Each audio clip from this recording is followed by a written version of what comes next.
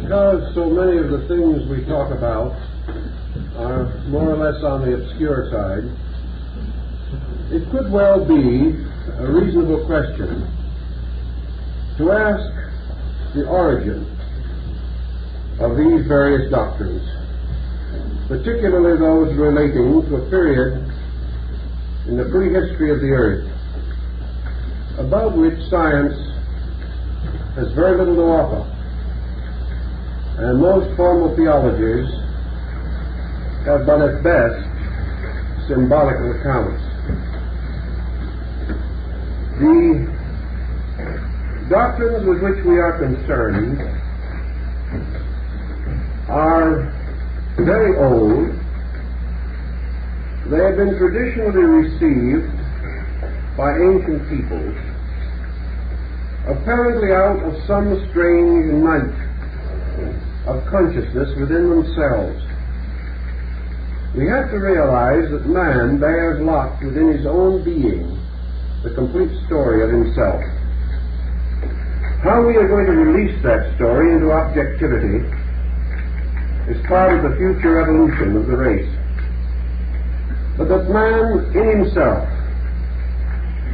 has memories, has strange stirrings, dreamlike, out of the past we know. For at the root of every conscious and objective culture there is legend, lore, myth, strange beliefs, which nevertheless have endured and have contributed broad patterns of concepts to our modern ways of life. Thus, the source of such information has to be internal,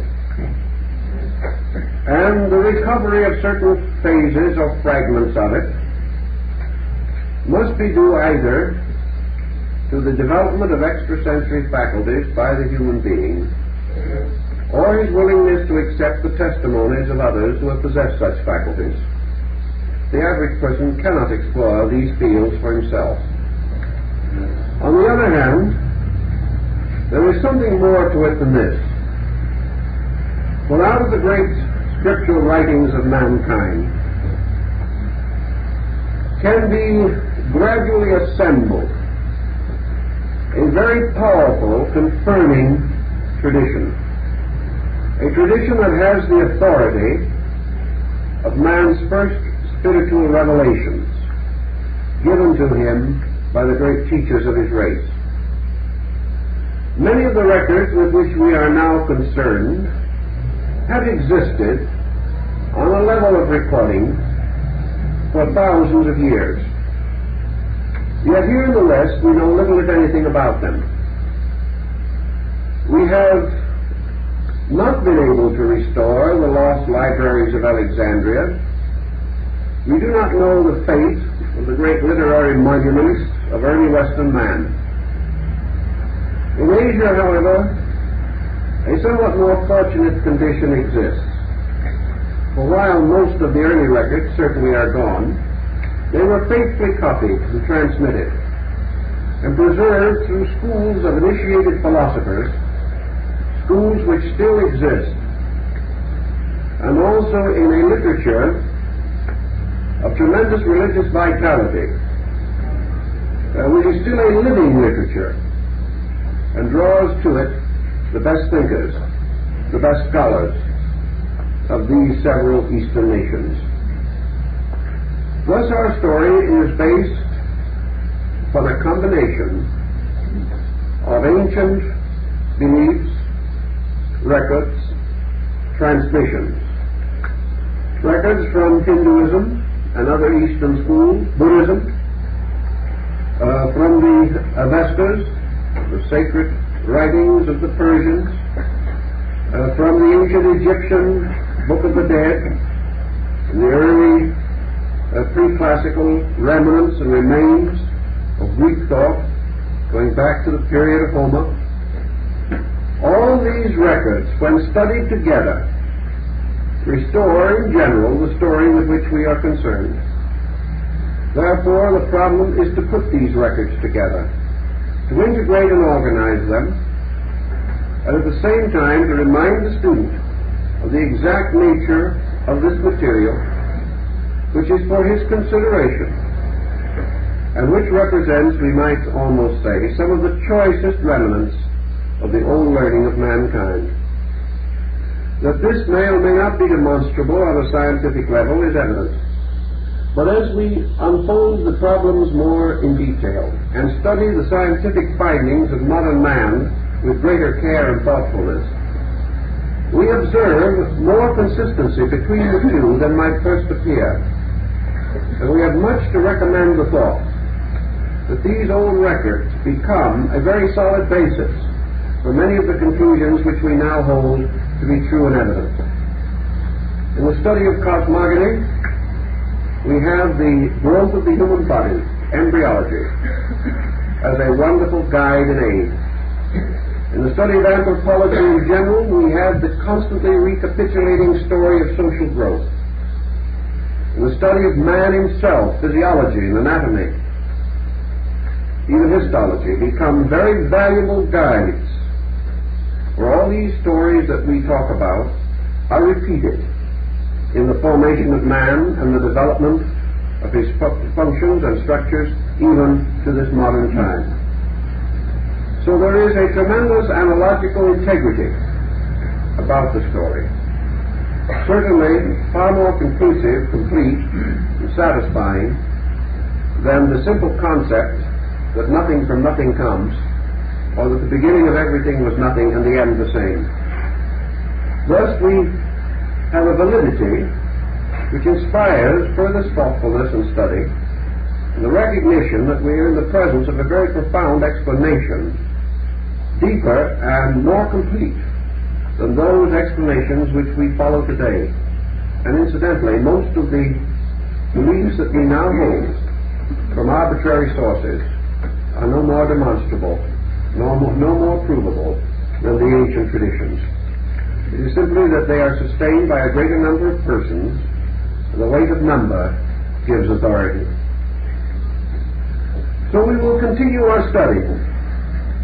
We'll go back just a tiny bit, not departing essentially from astronomy or from the basic concepts of the universal machinery as it is known today. And perhaps we are in the presence of an interesting point, that within the last 100 years we have confirmed hundreds of principles and points of interest previously held to be arbitrary opinions. The progress of man in scientific research is sustaining the ancient tradition more with each passing year. So we have a certain confidence based upon this. We go back then to the story of our planet in the age of the fire mist. That such an age existed is almost a scientifically accepted fact. It is among the favorite hypotheses of modern learning. The old East Indian records tell us that in the days of the fire mist, the earth was enveloped with this strange luminous envelope, which we described last week, and which extended far enough from the surface of the earth to include the orbit of the moon. This was a strange, swirling, luminous, gaseous state of existence, in which the semi-molten surface of the earth was covered with these strange fumes, perhaps resulting from the impact of cold space upon a hot, evolving body. In any event, this mist extended far out, surrounding the entire earth with a flaming, luminous envelope, like the incandescence of a gas flame. Gradually, through the course of time, the cooling of the earth resulted in the gradual diminishing of this misty envelope. It retired by degrees towards the surface of the earth, separating as it did so into two essential elements. The heavier parts falling became water. The lighter parts remaining in suspension became air. And the struggle between air and water, still preserved in the story of rain, continued for a long time, until at last water adding its own weight and humidity to the surface of the earth, we had the gradual cooling of the planet, and by degrees it became what we would term today conceivably inhabitable.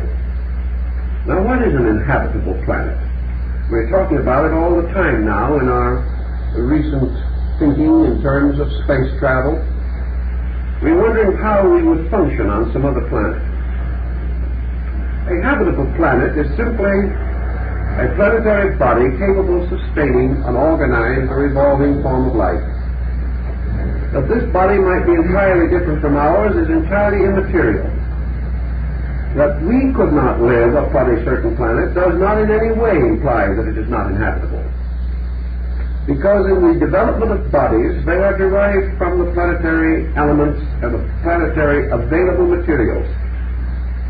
And bodies must therefore always be compatible with the general body which they inhabit. Thus, any type of material which is capable of being molded by consciousness, directed by mind, or possessed by emotion, can, and inevitably does, become a habitable form, a kind of form which can embody a living principle. In the course of the changes in the early history of our Earth, for example, for a very great part of this history, man as we know it today could not have survived here, could not have had an existence upon this planet at all. Yet not only did man come here, but perhaps prior to man, many forms of life that are now extinct flourished, finding no more essential difficulty in their manifesting than we do in ours. All these problems are of little concern to the archaeologist, because searching for human artifacts, the archaeologist and the anthropologist depend so heavily upon fossilized remains. It is obvious that fossils could not exist at a time prior to the construction of forms such as we know them. But perhaps it is well pointed out by the Tibetan philosophy that first man had no bones, therefore he had none to leave in the rocks. But this does not mean that he did not exist. This does not mean that a kind of life could have cultured and flourished and developed a great civilization without leaving any artifacts such as we know. If they did not have these kinds of bodies, they would not need these kinds of houses. They would not dig holes in the sides of hills. They would not sharpen the tooth of the great cave bear. They would not have created stone implements, nor molded primitive pottery and other artifacts. All of the things that we find belong to a kind of creature like ourselves. And if there was another kind of creature that did not need these things, then naturally we would find no familiar remains relating to him. In the old tradition, therefore, we are told, as I explained last week, that the release of evolving forms of life comes about when the bodies suitable for the manifestation of living creatures reach a certain degree of development. The planetary logos, as the Greeks called him, the deity whose body is the earth, and who is a living creature. Plato called him the eternal animal crawling through space. The Chinese represent him by the ancestral turtle carrying the world upon his back. That this earth is therefore alive, that all life evolves from within and not merely is imposed upon the outside of things. The ancients in general did not believe in an extraneous deity. They did not believe in the kind of God who sits in heaven and uses the earth for a footstool. They believed in a kind of God that is embodied in creation and is forever releasing itself from creation and through it. And therefore that all growth, all development, all evolutionary process is the eternal releasing of an eternal spiritual energy. It therefore means that in the course of the gradual development of a planet for life growth, But there comes a time, as in the case of the human embryo, when it is quickened, or the life which is responsible for the formation and development and protection of it becomes indwelling, and from this point on molds its form from within. And from the time that it is so locked within form, it is held as in a prison, so that form or body becomes indeed the sepulchre of the soul. And that from that time on to the great processes of growth, life is escaping, resurrecting, regenerating, reviving, bursting forth from the shell of matter in which it has been locked for the great involutionary processes. Now, in the old tradition, the earth itself finally is recognized as the physical body of the planetary logos. But before that physical body was generated, other bodies had been generated. Gradually, this being coming into incarnation created a mental body, then an emotional body, then a vital or etheric double, and finally a physical form. Whenever a body is released into manifestation by the generating power of a creating principle, and these bodies were released within the consciousness of the deity by what the Easterner calls will and yoga, generation by the power of the will, not generation as we know it. Whenever a body comes into existence, we have what our various Orientalists term a plane coming into manifestation. A plane is an area of manifestation, usually the vehicle of a superior being. And in this plane, when it is created, life is released. Thus, when the mental body of the power of the planetary spirit was finally integrated into an organized structure, invisible but very real, a host of beings asleep in the mind of that deity and waiting for a mental world in which to live.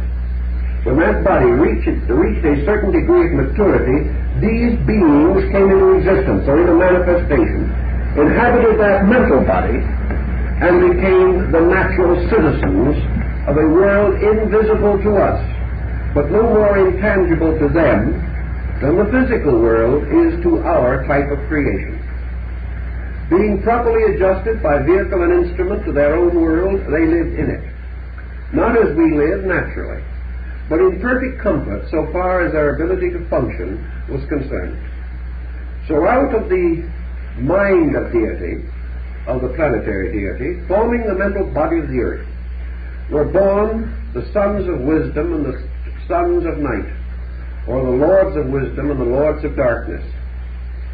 These creations were invisible to us, but formed part of the great order of hierarchies, even referred to in the New Testament.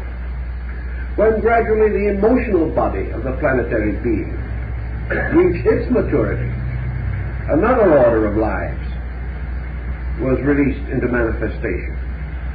And this order of lives developed upon what we call the plane of the astral life. And they had their proper organization, civilization, and culture just as we had. And when the etheric or vital body of the planetary logos was fashioned, another order, called the order of the lunar ancestors, came into manifestation. These represent to us what Paul calls, in ascending order, angels, archangels, and principalities. And as far as our earth is concerned, man is therefore one step lower in this great pattern. But when the physical body of the earth came into manifestation and passed through its preliminary unfolding stages over periods of millions, hundreds of millions of years, it finally became habitable and tenable. And at that time, the sleeping souls, which we call humanity, were brought into manifestation as the fourth great creation. They then began their gradual process in which they are still engaged, the process of mastering the environment in which they are placed and learning to function adequately within it to release the spiritual potential within themselves and ultimately graduate from it. Thus, in the descending order of things, in the invisible worlds around the visible planet, in the rings which we mentioned the other night, the concatenated spheres with the physical earth in the center, gradually these orders, or hierarchs, came into manifestation and began to brood over or meditate upon the surface of the earth.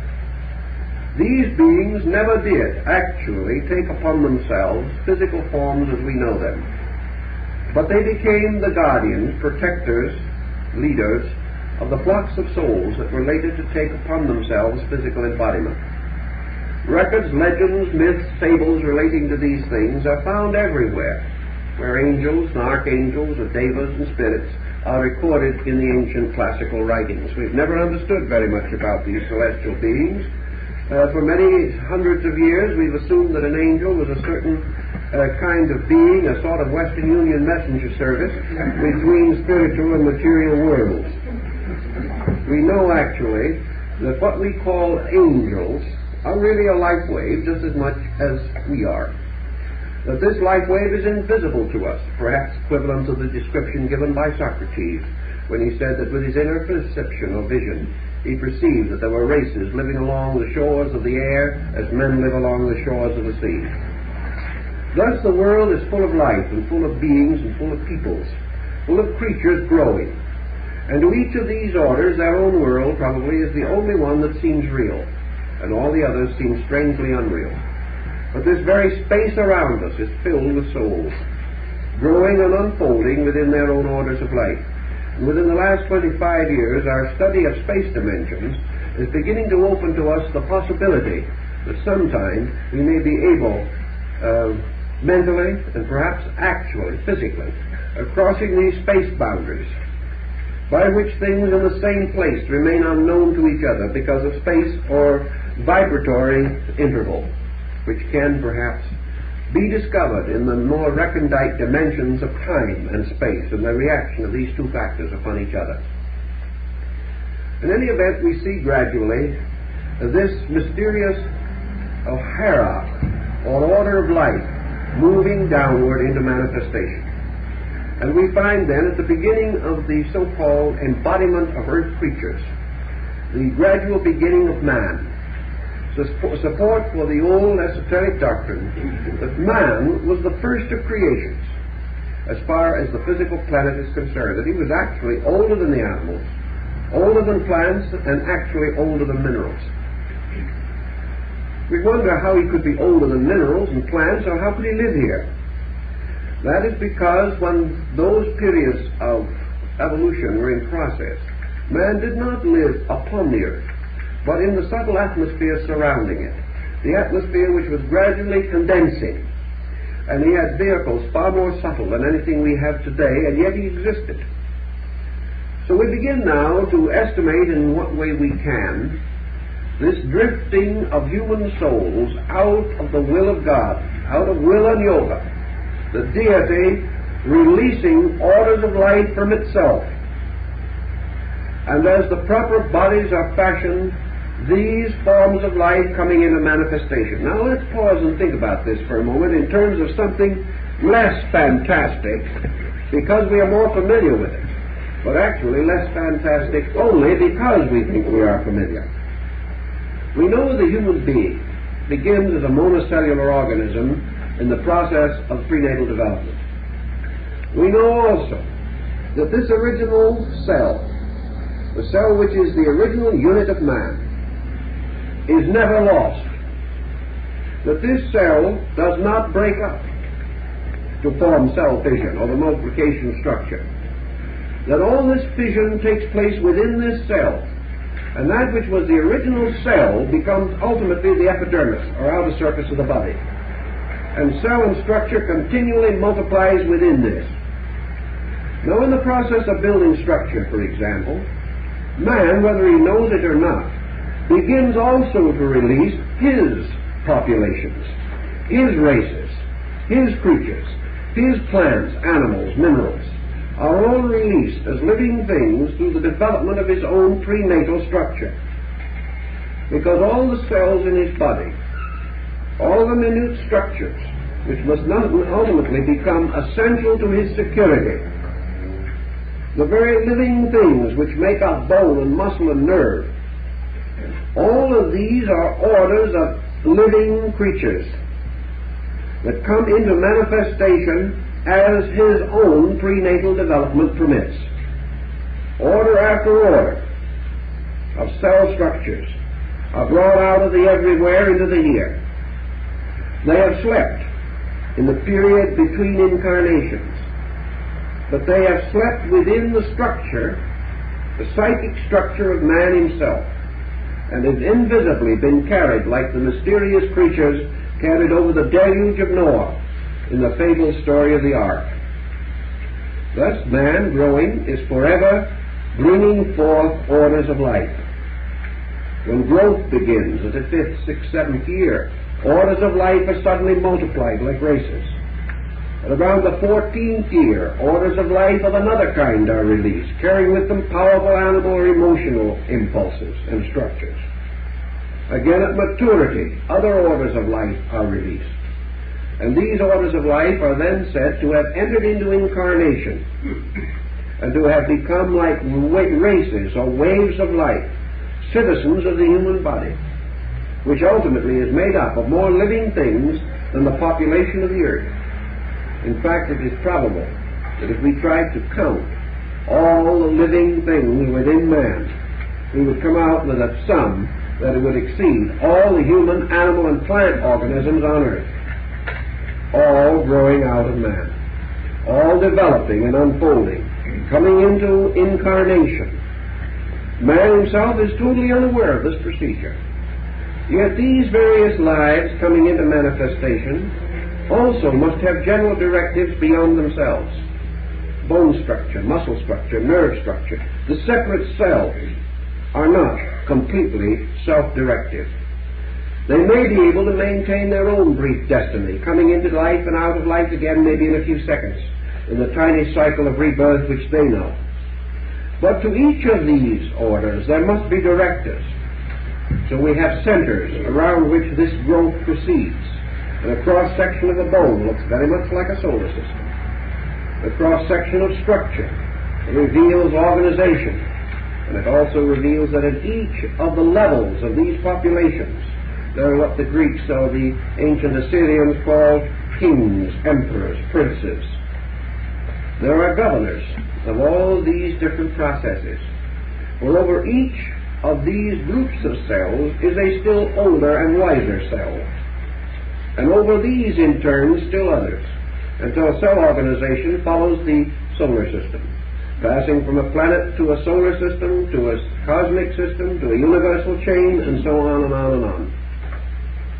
Thus, it is not inconceivable to realize that the great embryo of Earth produced life in exactly the same way. We are saying nothing that cannot be in general traced and repeated in our own processes of growth. It is simply a kind of extension of biology into anthropology and cosmogony. So with this brief thought of defense, we can proceed with our original supposition.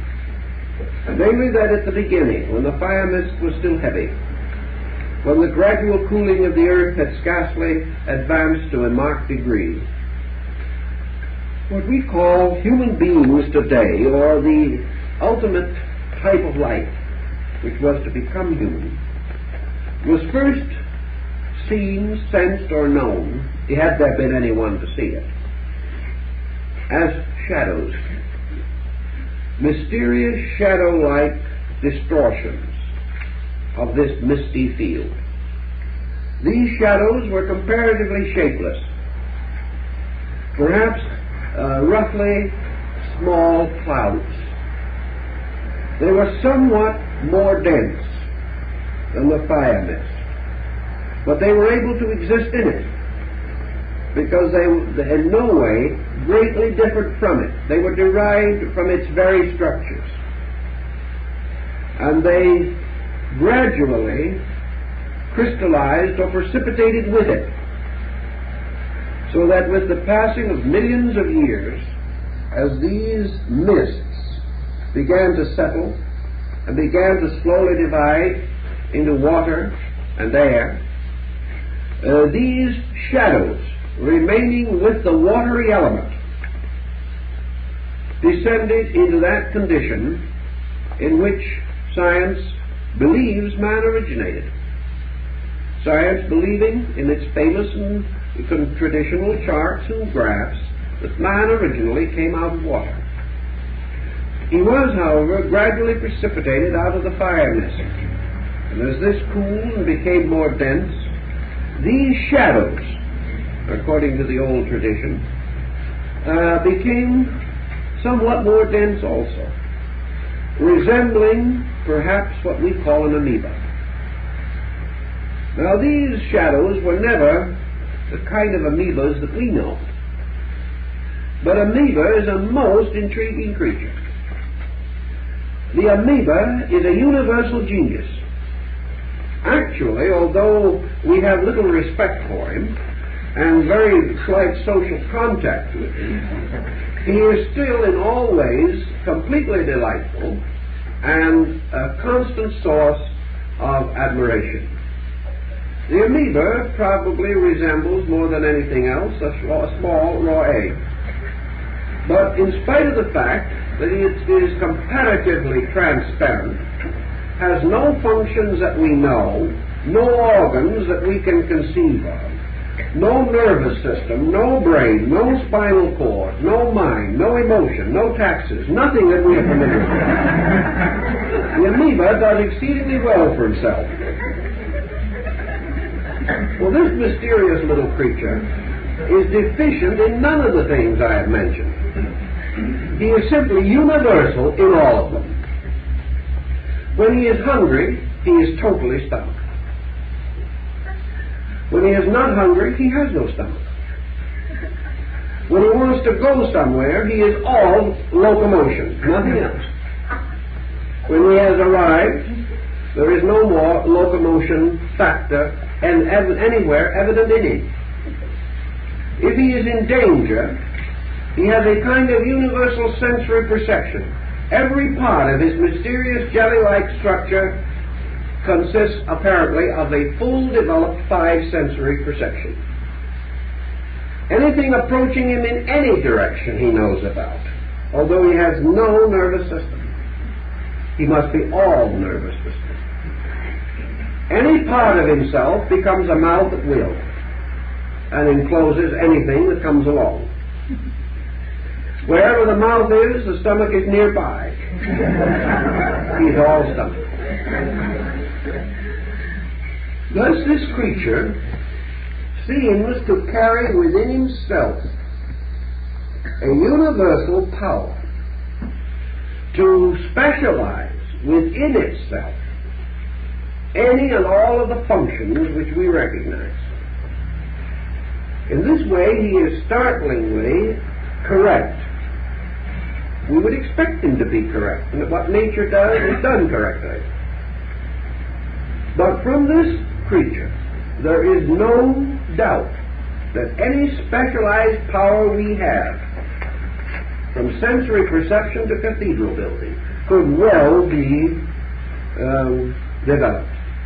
He is a total potential, first expressing this totality in a total impulse to survive, working with a subtle substance which responds so inevitably to the superphysical part of the being that most of the links, binds, and ties which we know are not even necessary.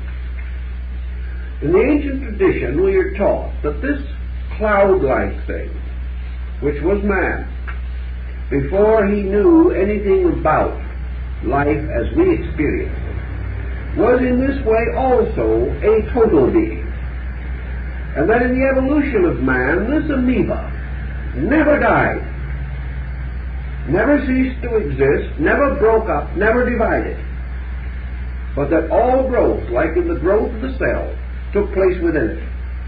And it still remains the totality of man, supplying the total field of potential, gradually, as in the case of the egg. the yolk or nucleus of the cell began to develop specialization, drawing for its survival upon the albuminous field.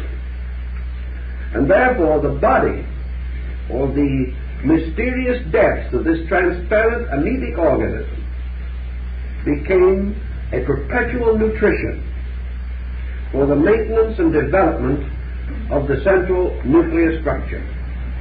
Now, when this central nuclear structure begins to develop, it not only has to have nourishment, but this nourishment must lead to something. And in the case of the development of the creature, this nourishment leads to the release of cell structure and the infinite multiplication of cells and the formation of structure. Therefore, not only nutrition was concealed in the protoplasmic field, but also sleeping in this transparent albuminous part were the seeds of all the cell life that would ultimately be manifested through the center nuclear area. Thus, all these forms come from their own circumference to their center and engender there. The same thing happened in this story of primitive man. Primitive man in those days began to draw upon the total resources of this strange cloud, which was a cloud of unknowing so far as he was concerned, but which contained everything that he could ever need. And at that time we are told that these cloud-like, semi-amoebic structures in a misty, humid element, half air, half water, gradually crystallizing, becoming more and more dense.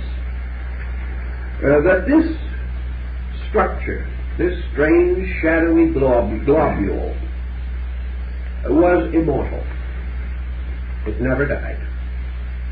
Therefore, this form is the only immortal form that we know. When I say immortal, I use it relatively. It goes on for ages and ages, for aeons and aeons.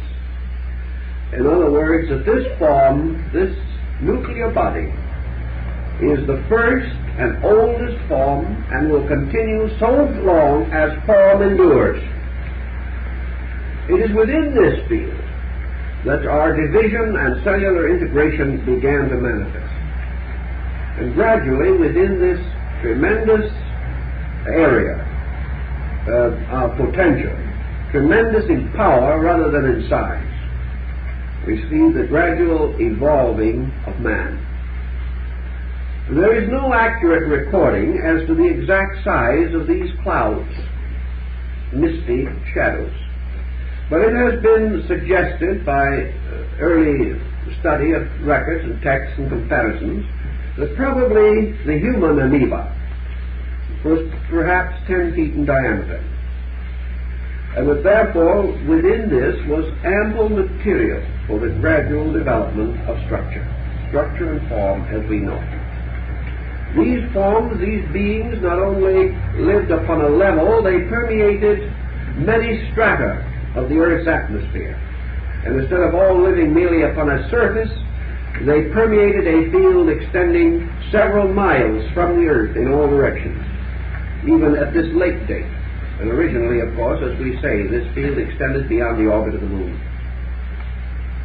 Gradually, out of this condition, the hardening of the Earth, the seas becoming tepid, becoming gradually cooler, still however retaining a certain warmth, the type of warmth that might cause an egg to generate. These structures took on increasingly physical form and began to grow. Not growing in size, but growing by means of internal division. And first of all, this growth began to take the form of the division of the central nucleus. This division of the central nucleus resulted finally in the appearance of the amoeba of the yolk with the egg with two yolks. Each yolk half the size of the original. Each of these by fission divided again, producing two others, each one half the size of the preceding. This division continued on, to produce the kind of situation that we have in cell life. In other words, we have an infinite multiplication of cell life. But there was a difference. Namely, that gradually these nuclear centers, by continuous division, having no power of enlargement or growth, passed on by division into so minute a type of structure that they were utterly diffused. They passed gradually out of existence by division. But this division in no way interfered with the nucleus. Therefore, these divisions finally caused the nucleated center to disappear entirely in the albuminous field. It returned to it again, producing nothing that survived. Everything broke, divided, till it passed to infinity.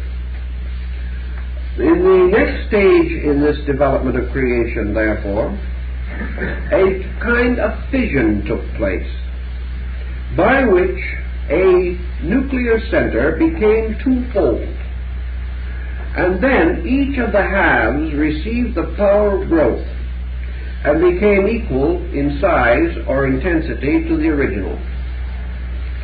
This was called in the ancient times reproduction by budding. And this reproduction by budding continued for a very long period of time. Later, this reproduction was extended by what are called birth through spores and through pores. Live forms were actually exuded from various parts of the amoebic surface, any part of which became in its own turn a womb and gave birth. All of this goes in the very early struggle of life to achieve what we call integration. These processes, we are told, ran riot until one after the other they exhausted themselves, as though someone in a laboratory was experimenting with various laws. One of the reasons why these experiments were frustrated is because the various laws that were drawn in to operate were left without common reconciliation, and for the absence of some other law, the previous ones failed, until gradually the entire pattern of the great septenary of laws that we know about came into existence, and it was only then that an enduring structure created by law was also protected by it, because each one of the laws operating singly would run to the extinction of itself. Only through their common union could these laws produce permanent generations. All this happened during what we call the Polarian period. And in the course of this vast length of time, we see the structure of man gradually becoming more and more firm, more organized, and a certain internal specialization beginning. This first specialization was the establishment of sensitivity around a core which was later to become the cranial or brain center. This sensitivity was originally in the center of the organism, and this sensitivity was not obscured by any bony, fleshy structure such as we know today. And around this first primary point of sensitivity, there gradually evolved what we call today the pineal gland, which was the earliest individualized organ of man. It was not an organ of sight, it was an organ of cognition. It was an organ in which was focused all of the reflex and sensory attributes of the field of the old amoeba. Just as the solar system gradually concentrated, so that from the great field of the original body of the sun, the elements were gradually contracted to form ultimately the luminous sun ball itself, which is in the center of its own field. So the sensory gamut of the field of the amoeba gradually retired to the center to form also its own point or central focus of cognition, not yet specialized. And this cognition we call the pineal gland. This gland, therefore, combined all of the sensory faculties necessary to primordial man. Primordial man now representing our friend the amoeba, who is, however, gaining considerably in stature and dignity in this procedure, and now has reached what some of the old writers call the pudding bag stage. The pudding bag stage being a somewhat better organized structure, resembling an old-fashioned English plum duff. This pudding, which seems like a sack tied around the neck, and with a kind of a little fringe of the upper end of the sack extending above the tying knot, so it sort of looks as though you had tied the sack and you had a kind of little neck of the sack standing above, wrinkled because of the tying. This then corresponded closely to the estate of man at that time. And this little neck of the sack, tied around and seemingly extending outside of the rough sphere of the sack itself, became this organ of specialized orientation, which at that time extended outside or beyond the common structure of the body. This little structure had a number of functions. It had to do with nutrition, observation. It had to do with the sensing or awareness of danger. It had every orientation possible under the conditions of its own existence, which conditions were extremely limited. But this also had an internal awareness, for at that time this creature had greater internal consciousness than external, and it was alive in a superior state and comparatively dead in a physical state. Its cognition materially was almost nil, barely enough for survival. But its internal cognition of its own origin and nature was still strong, and able to therefore have a life of kind of internal meditation in which it still dwelt in space with its sister worlds. It was not bound to the body as we know it. As time went on, we see the same thing happening that happens with the amoeba. When an amoeba wishes to make a trip, it extends itself. It sort of streams out from its own center, creating what are called pseudopods. And these pseudopods are merely extension of the mucus-like substance of the albuminous field. But wherever one of these pseudopods extends, immediately the rest of the amoeba all flows into it, and it takes up its new position. It simply is continually flowing into the extension of itself. This is also one of the best definitions that we have of creative imagination. For creative imagination is always moving in front of yourself, extending some part of your consciousness, and then the rest of you flowing into it and making this dream or ideal a reality. So you always extend beyond what you can do in order to grow. And from that point on, you move in behind this extension until you make it solid. Then you extend again in some direction. And so progress is continuously a kind of an amoebic trotting from one state to another. Perhaps the most gentle flowing that we've ever had in motion, and the most graceful, is that of the amoeba. Now when man became aware gradually of this specialized field which he could gradually control more and more with this central nucleus which he was developing, he had probably the same basic inducements to move that the amoeba has. Motion with primitive creatures, primitive life, is always related to two things: nutrition and escape, or in this case, defense. The purpose of the living thing is to survive. To survive, it must find nutrition. To survive, it must also escape danger. And in that prehistoric world, it was mostly danger. And these primitive forms of life gradually evolved not only the pseudopod, but ultimately the extension of members, so that these members were available for the great problem of escape or defense, and also, of course, for nutrition.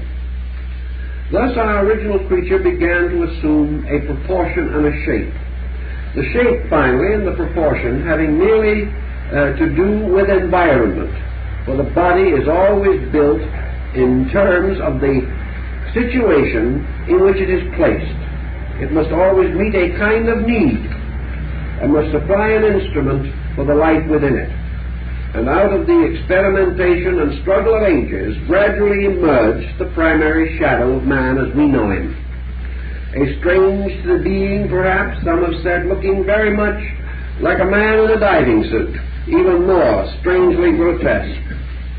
A creature considerably larger than man, as he is today.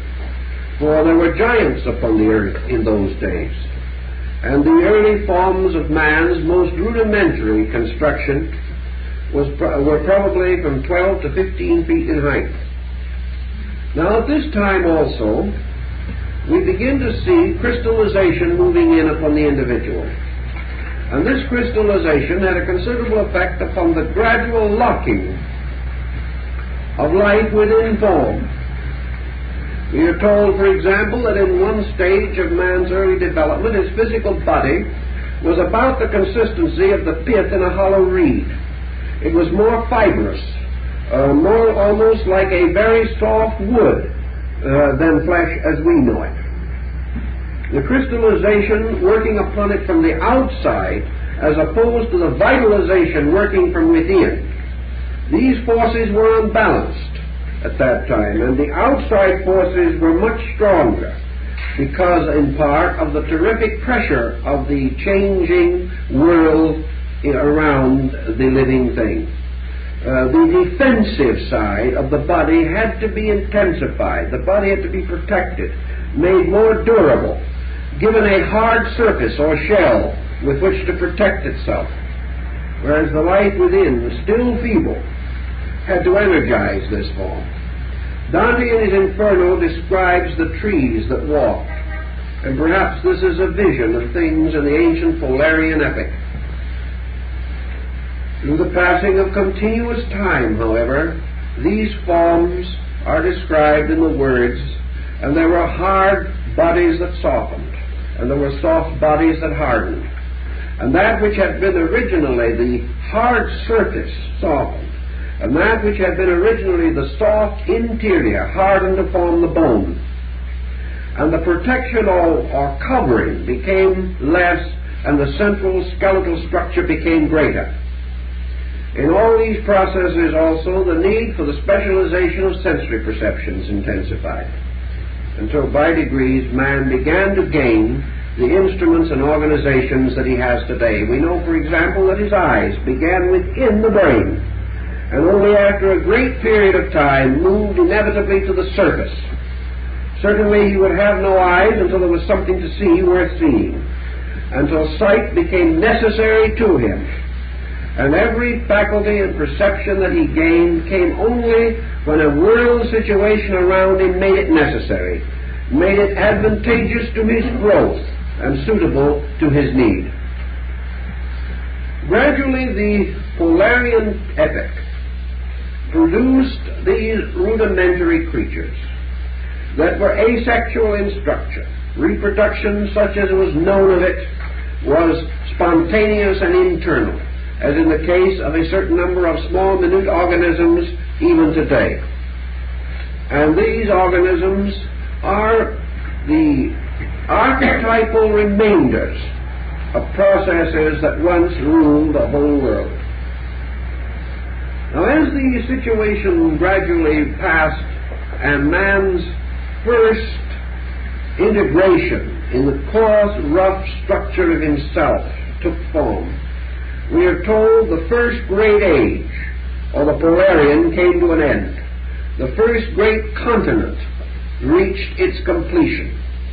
And these strange ribs that had shot down from the polar cap and had become land areas within molten and hot fields, either with these gases or with hot water, with volcanic vents keeping it constantly agitated, that this first primitive prehistoric world gradually ceased, or we would say was absorbed into the next great epoch, which is referred to as the Hyperborean. Now, the Hyperborean, as I told you, is a term used by the Greeks to represent the land which is above the winds, or the land where the terrible ice and snow never come. Thus, the Hyperborean world, in a certain mysterious way, was a paradise. It was a land of great beauty, a land in which everything was strangely wonderful. It was not a paradise such as we know it, but it was a gradually developing world of clemency in a previous inclement sphere. The great tides of air and fire, the great motions and combustions were slowly ceasing, and out of this came a broad, quiet world. And in this broad, quiet world, the problems of survival began to change. From the immediate need to devote every resource to physical continuance, there came the secondary stage, in which hazards were reduced. And as a result of that, the motions of growth changed their objective purposes. From survival came, therefore, the new incentive, orientation. And these primitive forms of life began to have a kind of strange pre-human leisure, a situation in which it was no longer necessary for them to struggle to protect themselves against the terrible combustions of nature. Their problem now was to orient themselves and find a wonderful pastoral world, a world for their own growth. They were given a respite in which to consolidate progress. And in this long respite period, we find the gradual sensitizing, perfecting of the great structural form of man. We find him increasing in development. We find him becoming more like what we know. We find him developing hands and feet, adjusting himself to more subtle activities than previous, but still, remember, only a body. With this same glandular power, the pineal gland, his principal instrument of orientation, still awake and alive internally, living in a heaven world, or a world above the earth, living almost and still in the mind and emotion of the Creator, and not as yet actually precipitated into a physical existence. Therefore, the being itself, which was within and behind this power, lived in a gentle dream state, in which it was aware of its origin, of its spiritual relationship to life, but was still compelled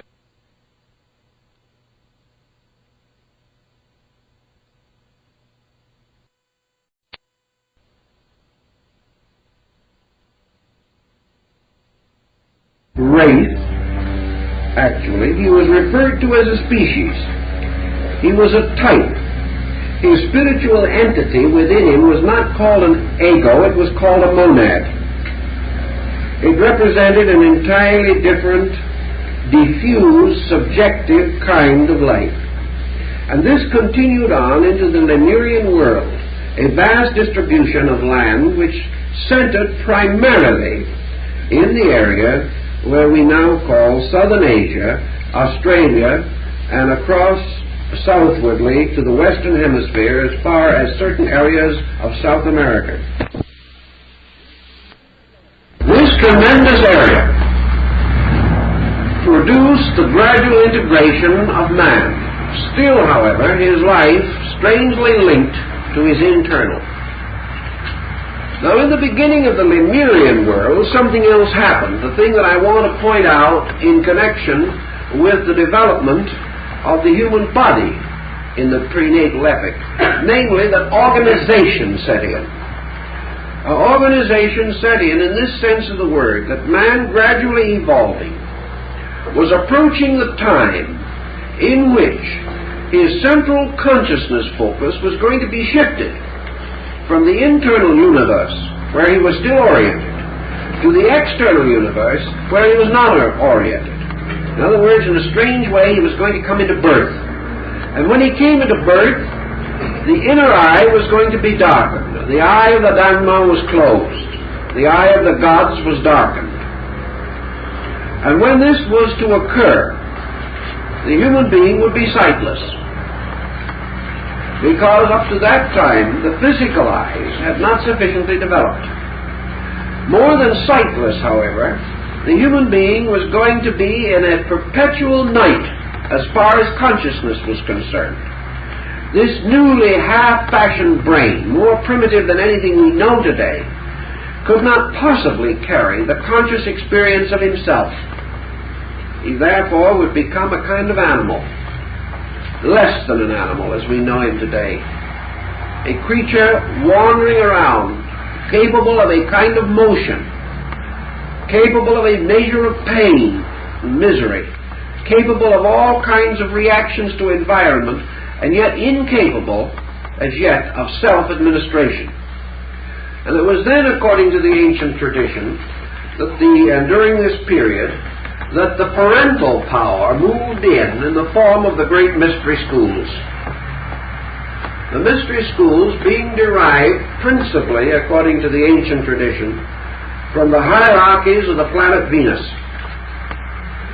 And these mystery schools moved in the parental capacity. They were to be the fathers and mothers of the sleeping race. They would have to supply from the outside the power of the shepherd king. They would have to become the leaders and directors of this new human race or kind, until this race was capable of administering its own destiny. So according to the old Ayan records, it was at this time that the great mountain of Meru became the home of the gods. And it was at this time also that the great heart center of Shambhala was set up. And the mind and heart that was necessary to man was supplied by these orders of adepts, who became the ancient ones, the strange messengers of the gods who came from other worlds. And it is said that when the lords of Venus, as lords of wisdom, did bring their message and their presence to the earth, that they also brought from their own planet something for the service of man, and left it with him to remain a mystery which he has never been able to explain, and that is the mystery of wheat, which is supposed to have originated on Venus and has become the bread of life. So the ancient principles, or the ancient protectors, the lords of Venus, were termed as some the lords of the shining face, and they were the guardians of the children of the sun and moon, and they were the leaders and ancestors of the great rishis, sages, and saints who became the teachers of mankind. Gradually, the human race, the human structure, was moving towards further integration. And in the fourth subdivision of the 7 parts of the Lemurian cycle, the scales tipped and the species became a race. And this occurrence was the result of a series of factors precipitated by nature, by the great laws of inevitable growth, under the direction and under the administration of the great schools that had been founded to protect and maintain this process. 2 things occurred that were of the greatest importance. One was the establishment of man's present upright carriage, by means of which he tuned his spinal cord into the vertical energy moving from the earth, and also the descending ray of the sun. The second was the differentiation of sex and the end of the androgynous being that reproduced itself. By the differentiation of sexual polarity, nature brought into action one of its great laws, the law of polarity, which we will discuss when the time comes. And by means of this, the great magnetic field, which was behind the physical body of man, broke and formed what we would say a broken letter 8, or number 8. The circle divided, and one half of the generating circle was turned upward to energize the brain. Thus each individual had a polarized brain and a polarized reproduction process. And these processes were balanced in the heart, to which the two extremities were the polar extensions. The individual, therefore, became psychologically male-female through brain polarization, and physically male-female through the polarization of the generative power. The poles were the opposite in the two sexes. Therefore, in both the brain and on the material level, both were required to establish equilibrium. The brain, however, began to develop a rather peculiar situation. The brain early indicated the rise of an androgynous structure within itself. And this becomes part of a future evolutionary pattern that is not yet complete, and was represented by the male-female halves or hemispheres of the brain with their two generative organs, the pineal gland, pituitary body. Here we had the beginning of the entire integration of psychic alchemy or psychic chemistry within man. But in the Lemurian period, this division took place. Eve was taken from the side of Adam, so to say, and we had the rise of creatures as we know them.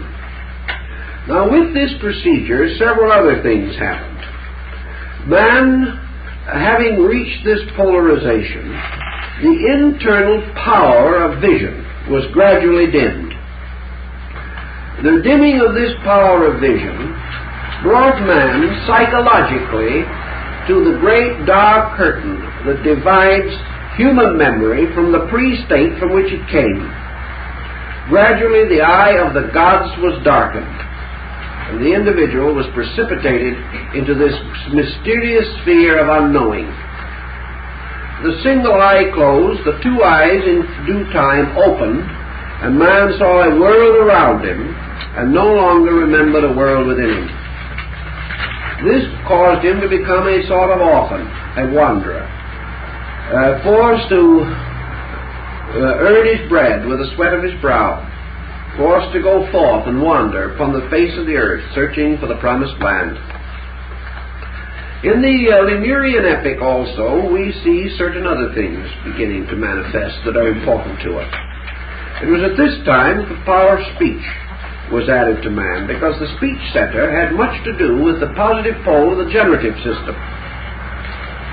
It is therefore that man is said to be able mystically and religiously to create with the larynx, and therefore will create by means of the spoken word.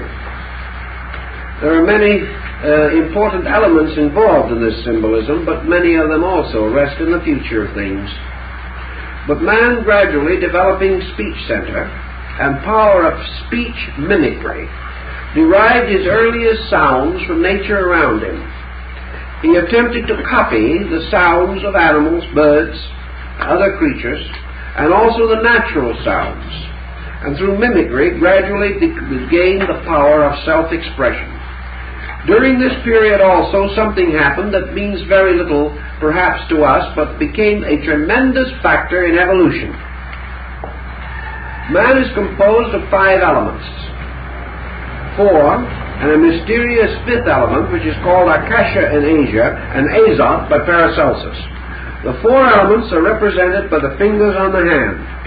The mysterious 5th element is represented by the thumb.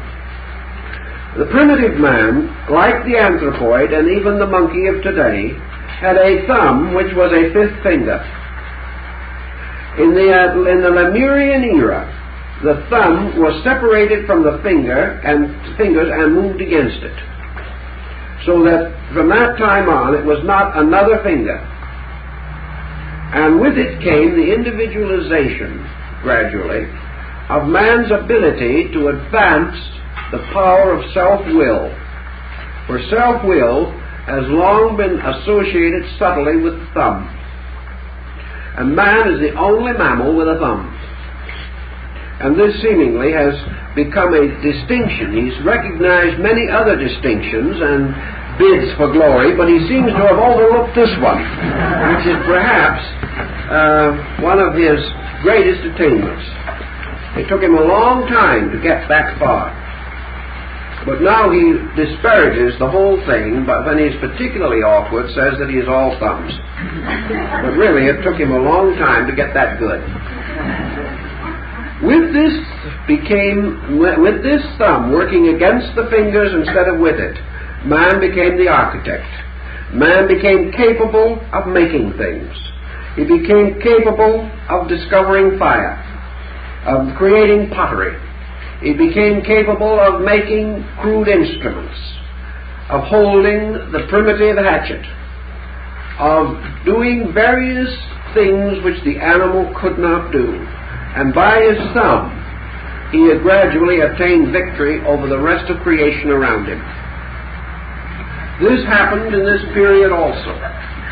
And gradually, during the Lemurian epic, particularly the last three divisions of it, we see the emergence of the world we know.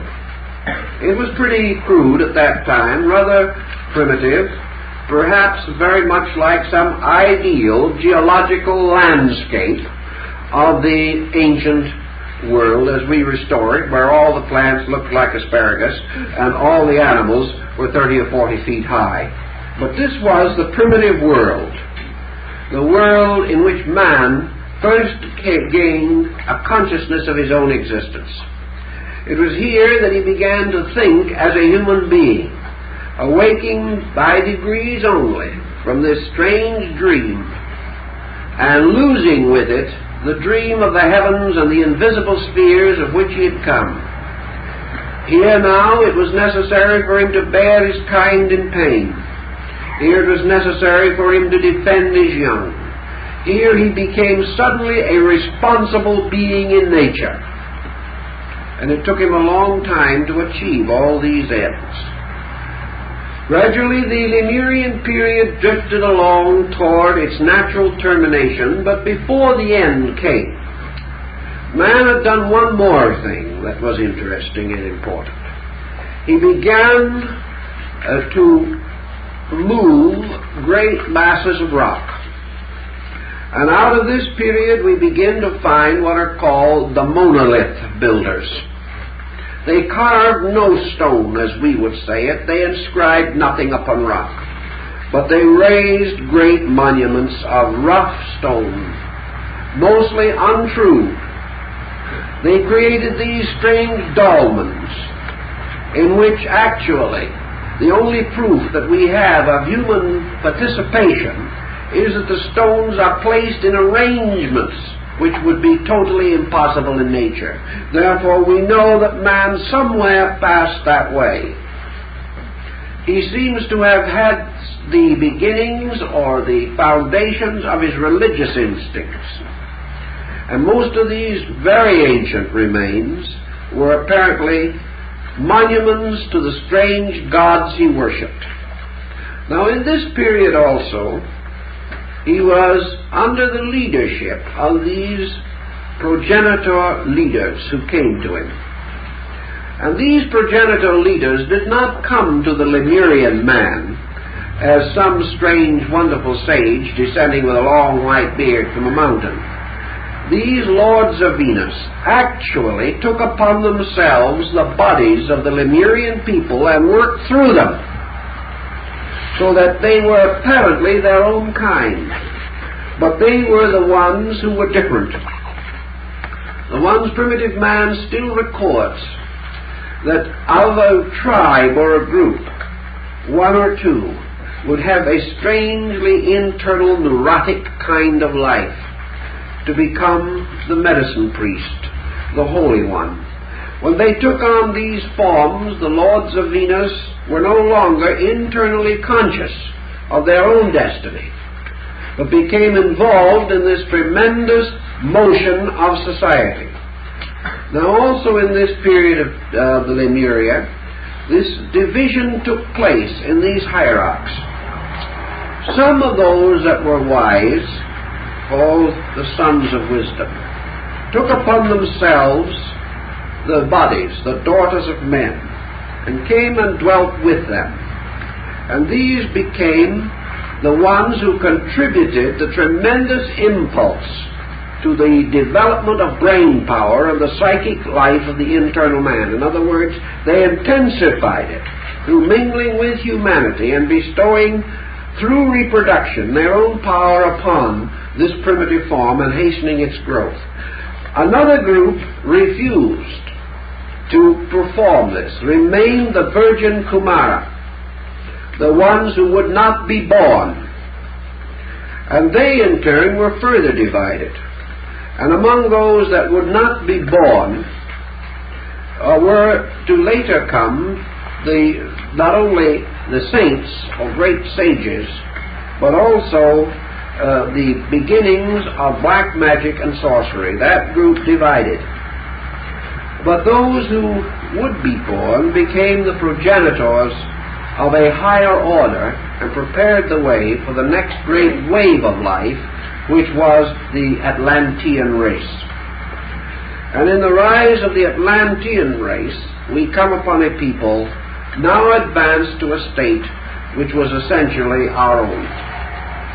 The Atlantean is still with us. The Lemurian remnants are still with us.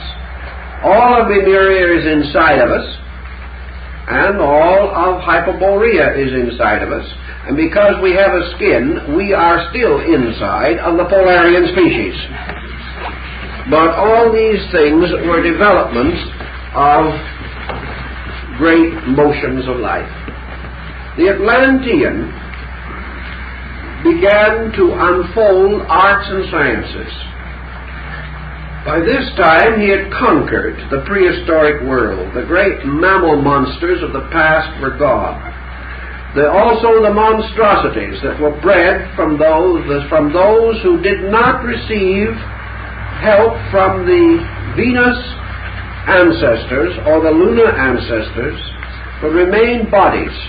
These are the ones that are said to have united with beasts, to have produced monsters that became sterile, and thus passed away the kings of Edom and all those who were upon the earth in ancient times. So the monsters disappeared.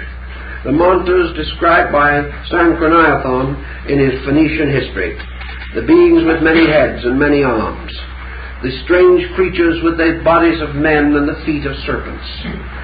The same described in Aeneas in his pilgrimage to the underworld. These monstrosities were those that did not achieve these degrees of development, and the forms perished and the life went on in other forms. But by Atlantis there had been a general organization, and the fourth race brought with it a kind of world which was not different in essentials from our own way. The Atlantic diffusion, as I said before, was not merely a continent, but a general arrangement of the entire Earth's surface. And the Atlantean peoples, migrating to various places, created commerce and industry, diffused the great religious systems of the time, were still under the control of the adept kings, and created the first empires. Now what happened to the Atlantean is one of the great riddles of history. The old tradition tells us that the tragedy was due to the fact that the mental nature of man is twofold in structure. Man has a positive and negative polarized mind. And the negative polarity of the mind is what we would call physical mind or mortal mind. And the positive pole is divine mind or spiritual mind. These two poles have to finally be balanced. But in the Atlantean, they were not balanced. The Atlantean, emerging through his own corporeal structure, but still locked largely within body, produced the progenitor of what we call materialism. He was strong, he was skillful, he was keen, but he lacked reflective power. He lacked the power sufficiently generated to enable him to estimate the moral and ethical values of existence. In his earlier period, this moral, ethical, spiritual directive was provided by the adept school. But in the middle period of Atlantis, the time came for the individual to pass out of the protection of the adept system and toward self-determinism.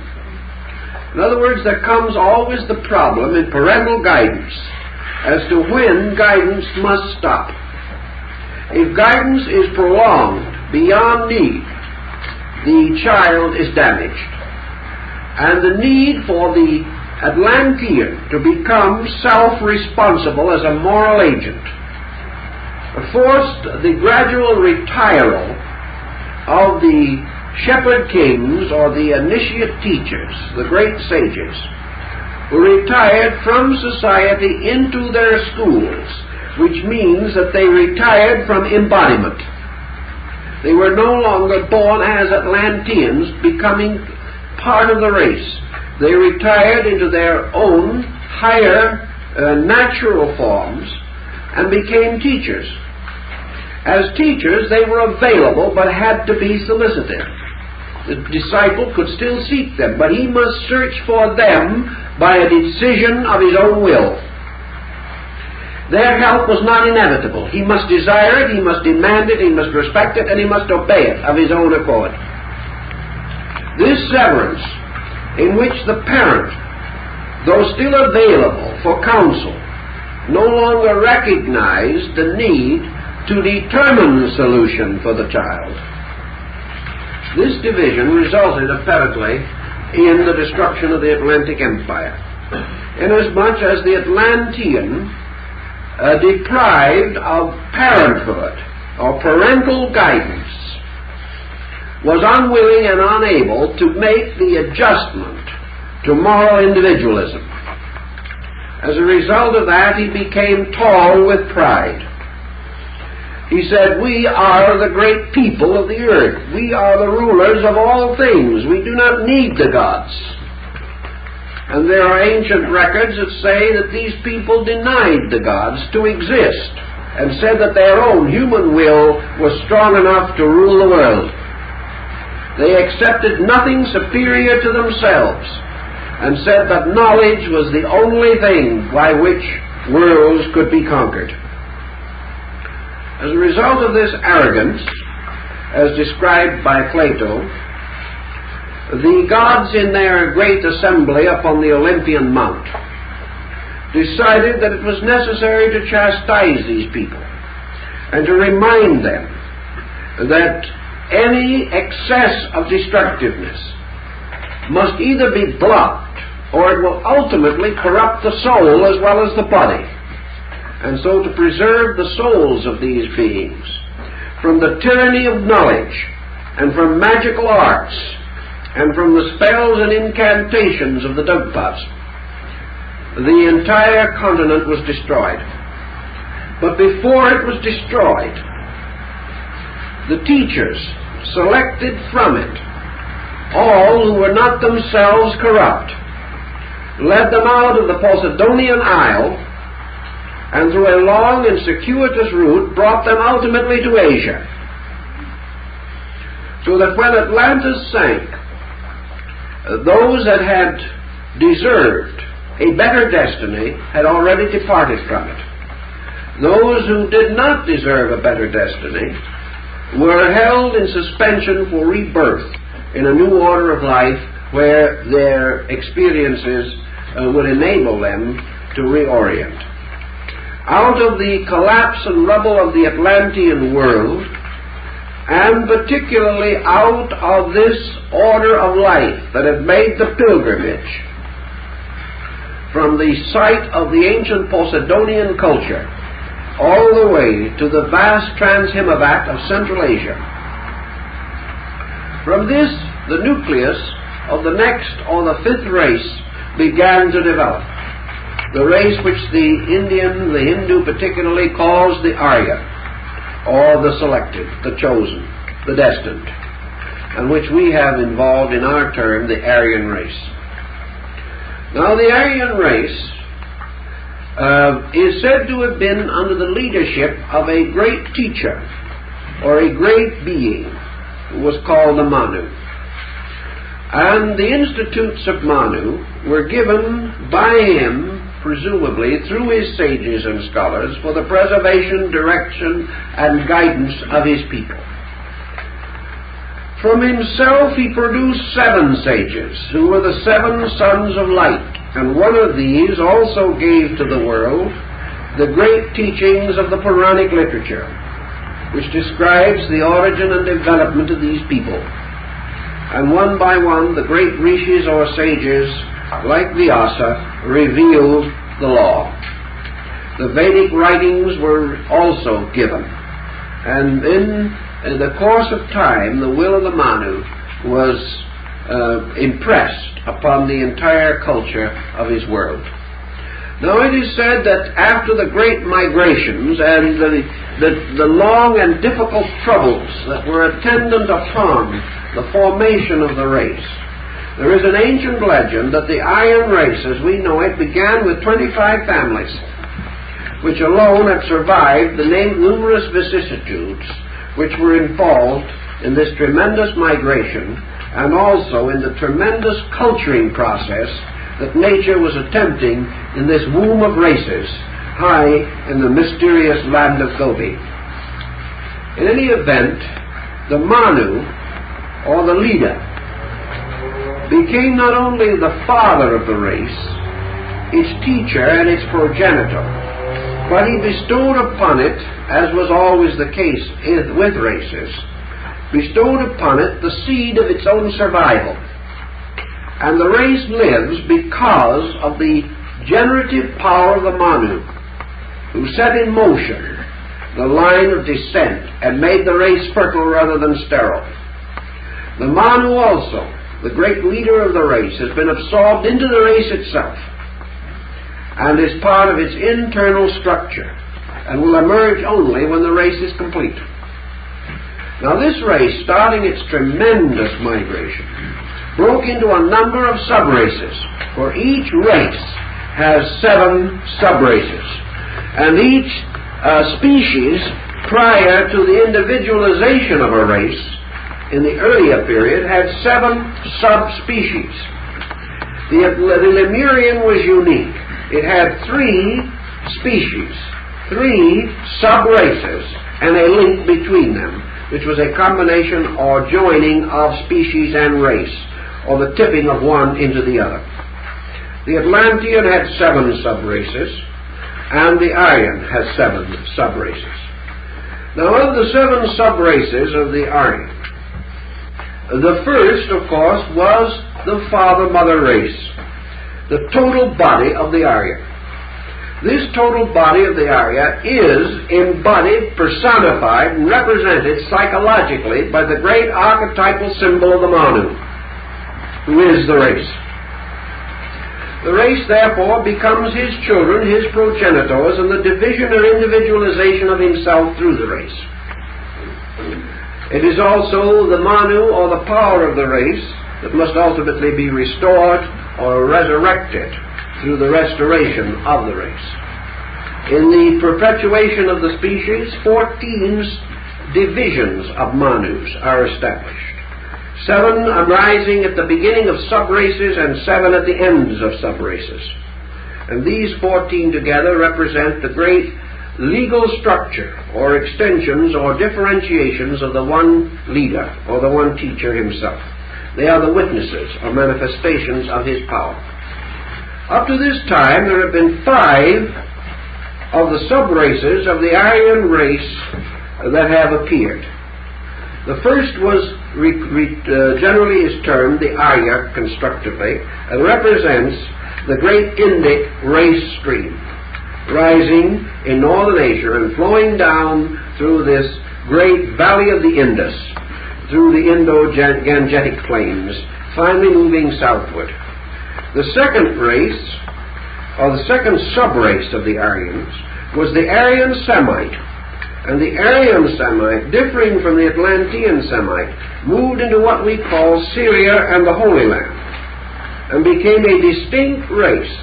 The Syrian, the Lebanese, the Arab, and the Palestinian Jew are all Aryans, because they belong to the second great branch of the Aryan people. The third great branch was the Iranian, which moved into Persia and all that vast area at that time.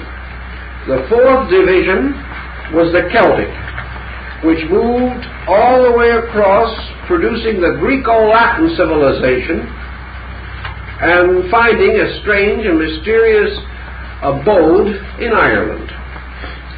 The fifth was the so-called Anglo-Saxon Teuton, which is essentially the racial group to which most of the modern Western people belong, although the division is quite confusing.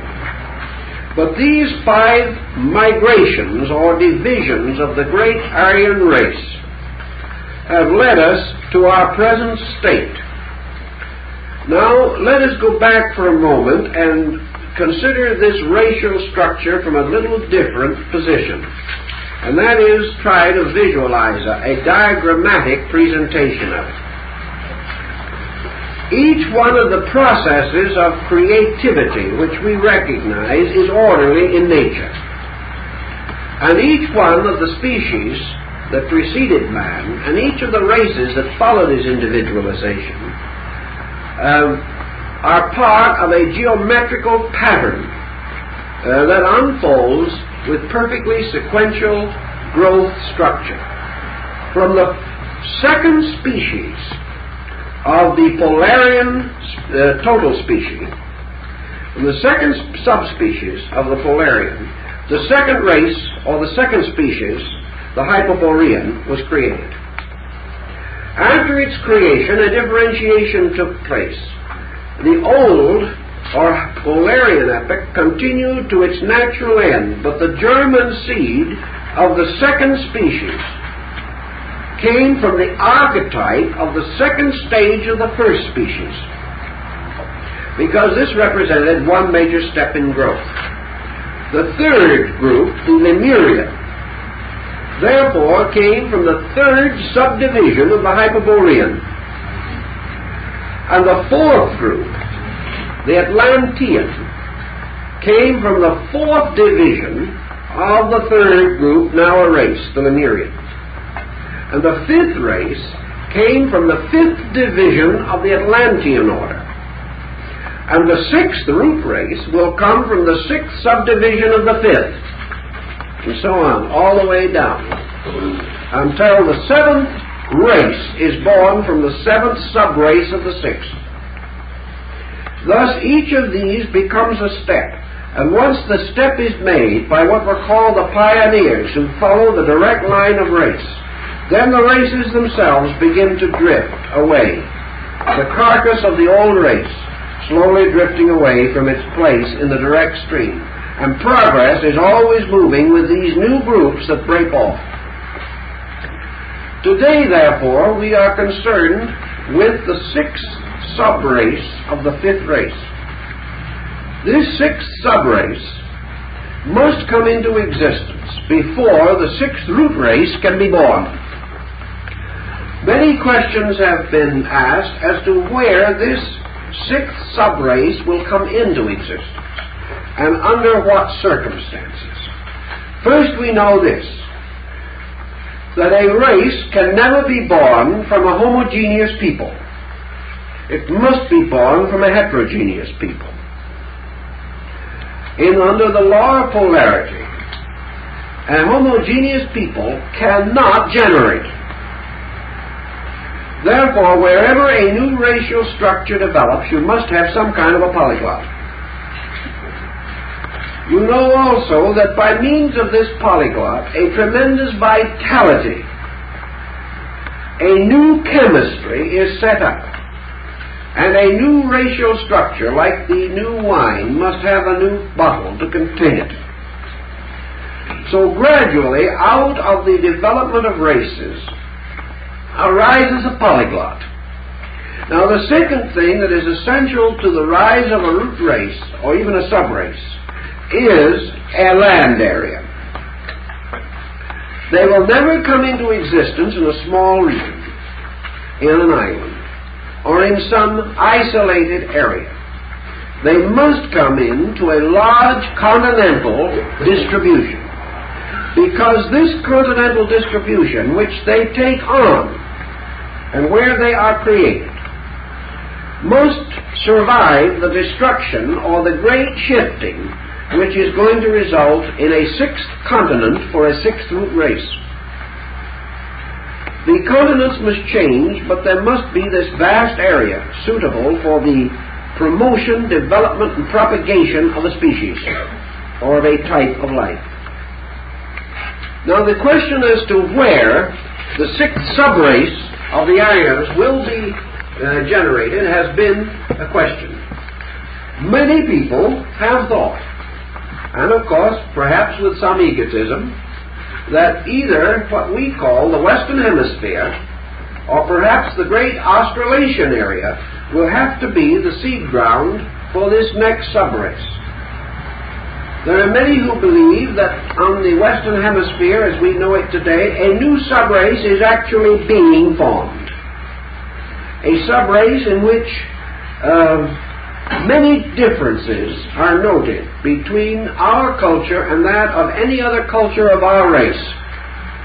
That we are producing almost a new biological type, that by degrees, out of polyglot, out of the mingling of peoples, the pioneering spirit, the various enterprises that we are indulging in, that we are creating a distinct pattern, which in time will be the source of the new subrace.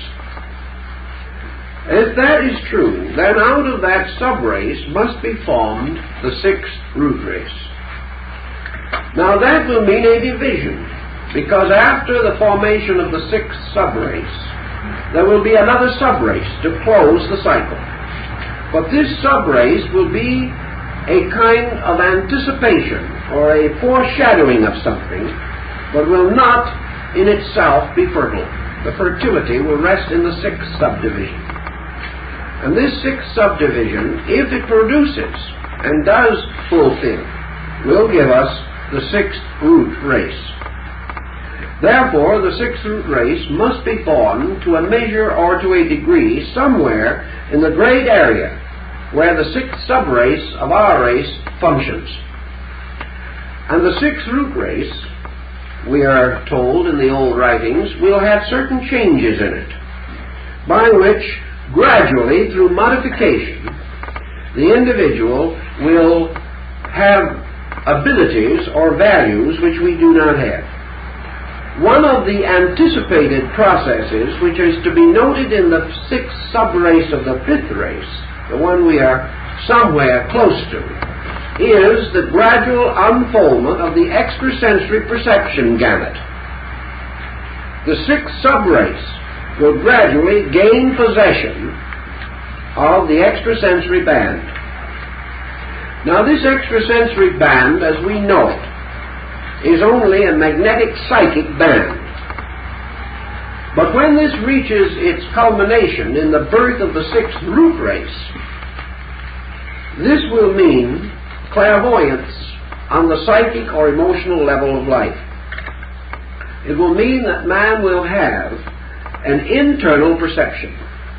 That the sixth root race, therefore, will be a race which is the first that we will ever know that cannot have a secret. Now, if you do not think that will change the course of history, just wait and see. that the entire sixth race will have apperceptive or intuitive, inevitable, and infallible knowledge. It will mean a total change in everything that we know. Everything, even transportation, housing, communication, cannot escape this. This one thing alone will change the total structure of our culture, and change it in the most inevitable way, because it is changed by the individual from within himself, his new relationships. The second important thing will be the increase and rapid development of the autonomic nervous system, what we call, or used to call, the sympathetic nerve ganglia, or the soul ganglia. This means that there will be a gradual restoration of the androgyne state of the first primitive creation. And with the rise of the psychic ganglia within the individual, almost all processes of the body will come under the conscious will of the individual. His heartbeat will be by his own will. Also, by means of this development of the sympathetic ganglia, his control of such things as sickness and death will be very much greater than anything that we know today. In compensation for that, however, his sight will be restricted, because the process is again under development then, by means of which internal vision will be thrust upon him. We wonder how man can be torn away from materialism. Nothing can do it as quickly as astigmatism. The moment the outer life of man ceases to be focused within his sight perception, the entire structure that he knows will begin to disappear, because he will develop then corresponding internal inducements. This does not mean that man will become blind, but that the thing will happen which has been more or less threatening for a long time, namely that man will develop increasingly what we call nearsightedness. And this nearsightedness will carry with it a magnifying or microscopic quality. Man will begin to perceive forms of life that he previously did not know to exist. And the combination of the extension of his extrasensory gamut with the development of microscopic sight and the voluntary control of processes of growth, assimilation, and even to a great degree of death will result ultimately in the sixth root race man becoming an entirely different looking creature, an entirely different conducting creature than anything we know today. Yet he will retain in general what we term his human proportions. But these will be refined and very highly specialized, and will reach a point in which society, culture, education, religion, philosophy, these things will be strongly internalized, and the total life of man will begin to move into him, or move into his inner existence rather than being posited on the outside. His greatest environment will be his own internal. From the seventh sub-race of the sixth root race, an almost inconceivable projection into the future, will finally come the seventh root race. And we are told that this race, like the first, will originate in the Trans-Himavad of Central Asia. This will be the race of man going home. It will be the return or the release of the gods and the godlings that have been locked in human psychology for millions and hundreds of millions of years. The seventh race, therefore, represents the production of a race which in the Indian mind might be represented by Shiva the mendicant, seated on the top of the great mountains of the north. Well, this is the race, again, of the great sacrificer, of the great mendicant. For in the seventh race, the meditational or internal life of man will take over. In the seventh race, man will live, think, function by the perfection of those faculties which we now associate with yoga. Man will attain the normal function of Raja Yoga. In that period also, the internal mental extrasensory perception will be completed, and he will be completely adjusted to the phenomena of internal and eternal universal thought. As the mendicant, he will then have completed and concluded his objective wanderings in time and space, and we will find him again retiring into the conscious meditation, drawing into himself and back into his own consciousness by degrees every form of life, thought, and emotion which he has externalized in the evolutionary processes.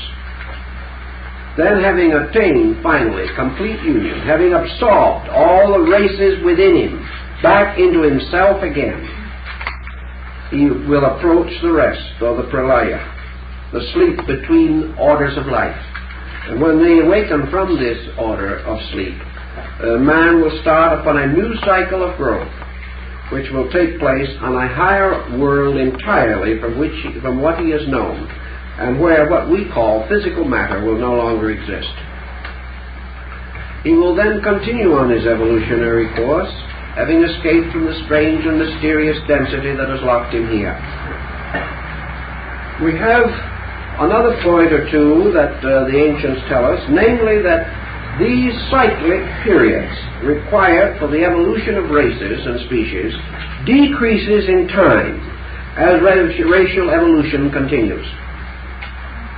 They decrease in time because time decreases in significance. The Polarian period may have lasted for many thousands of millions of years. The Aryan race is only a little more than 1 million years old. The Atlantean race had a survival of between 4 and 5 million years. The Lemurian race species extended for more than 50 million years. So as each evolutionary procedure progresses downward, the length of the racial spans, or species spans, is shortened.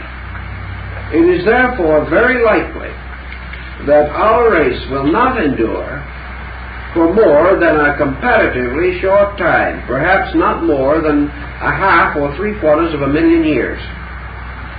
This is something to really worry about, especially in long-range investments.